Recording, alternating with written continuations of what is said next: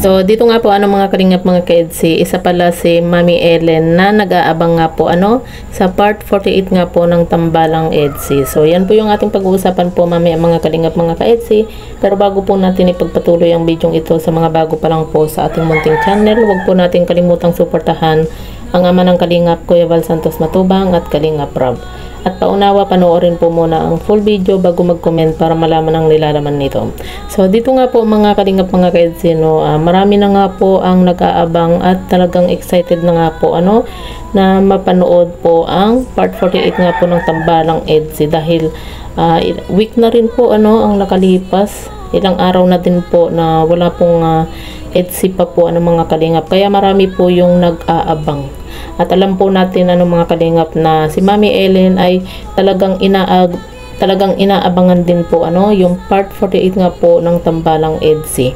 Alam naman po natin at sinabi din po mismo ni Kalingap Edo nga po na talagang isa po si Mami Ellen sa number 1 nga po na taga-subaybay nga po ng Kalingap. Maging sa mga live nga po nila Kuya Val, nila Ate Edna, lahat po yan talagang pinapanood po ni Mami Ellen. Sabi nga po ni Kalingap Edo, di ba, na kumbaga halos maghapon po na naka-open nga daw po yung mga video, kumbaga nakapanood po itong si Mami Ellen nga po sa mga video nga po ng Kalingap po, diba? Grabe yung suporta din po ni Mami Ellen sa mga video nga po ng Kalingap. Kumbaga lahat po halos napapanood na din po niya Kaya isa rin po si Mami Ellen nga po sa nag-aabang din po sa part 48 nga po ng Tambalang EDSI dahil nga po sa matagal-tagal na rin po na wala pa pong upload.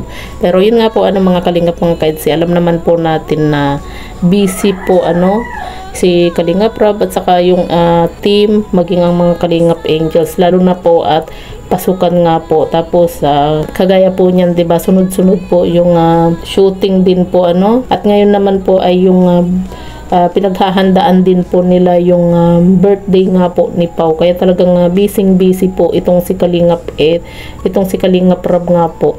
Maging yung mga Kalingap Angels, mga K-boys, 'di ba? Yung mga love team, 'di ba?